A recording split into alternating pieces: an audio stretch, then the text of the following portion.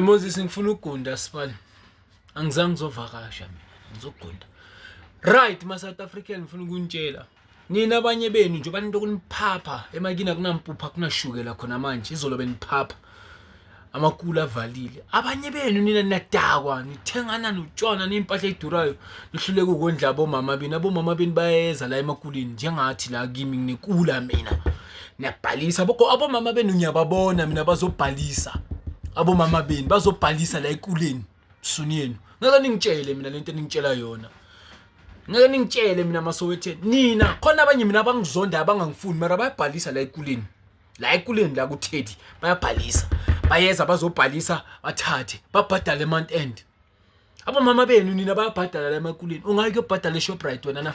Ungavula na i-account eShoprite uthathe ukudla ubhadale month end without any tax, without any lokhu njani.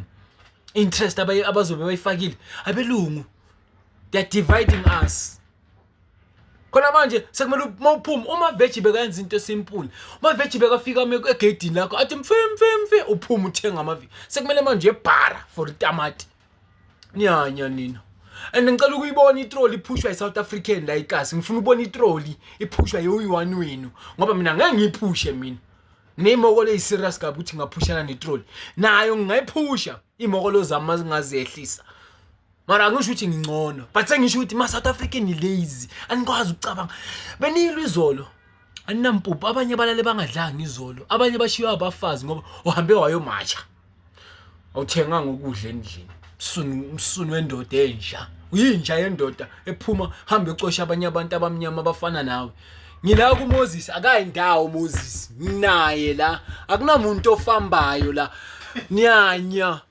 uphakela umthakathu yanya unamadoda ayi1 million amfakela imali every day ku account yakhe bamfakela imali lo muntu lo ubake ufaka i-account number yakhe on TikTok ukuthi nimfakele imali asithi nako abantu abayi1 million bayifaka leyo mali lesithi bafaka ama 20 rand abantu abayi1 million lo muntu akana 20 million rands abantu abayi1 million mabafaka 1 rand that's 1 million rand ukwazi lokho lo muntu wenza imali eningi kabi ngani nina la muntu ni jujwa ikhansela former councillor ye-IFP azonilahlekisa edakwe imali yamalokhu njani une budget e14 million lo muntu that's why ahamba ngemoto ye1.3 million that's why angasweli petrol uzula usasankizwe lonke lelo enza ngathi unenzela nini uyenzela nini ifavor such a joke of a man nina Masowethe ninyanyisa kabi nathanda nje uku-add entweni e-80s abanye benu ngomona nishisa imoto zabantu bokufika abantu bangaphandle ninomona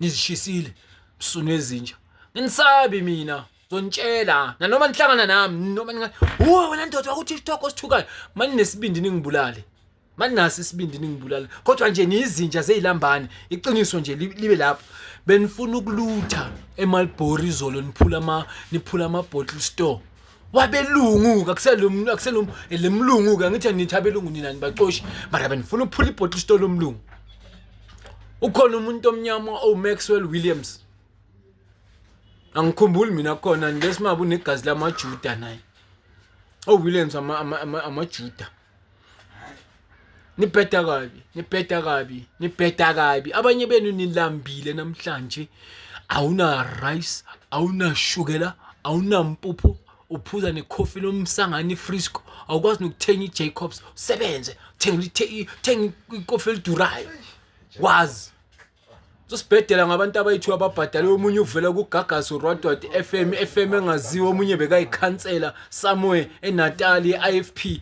enkandlo wherever lapho makhona lento leni is an orchestrated coup and the coup is economical rather than any other aspect it's economical coup aphapha nenifakaza izinto ezibhedayo bufakaza izinto ezinifuna khona manje Eskom ufuna sibhadale khona manje bafuna ukusifakela amamitha wamanzi bengicela simobilize silwise nawo Masimba and soshisa ama-office wonke ka-government wonke ama-office ayikolo hayi ama-clinic nebhedi ama-office la basebenzela khona basebenzela endlini lezinje simobilize kuloko mina that's what I'm saying mina yinto engiyifaka leyo ulambile uyahlupheka ugovernment sanduka yeke nomunye umuntu omnyama ohlupheka njengawe mangabe ufuna ukumkhipha silwisa ugovernment will fix the infrastructure ourselves. We can fix the infrastructure ourselves. Check.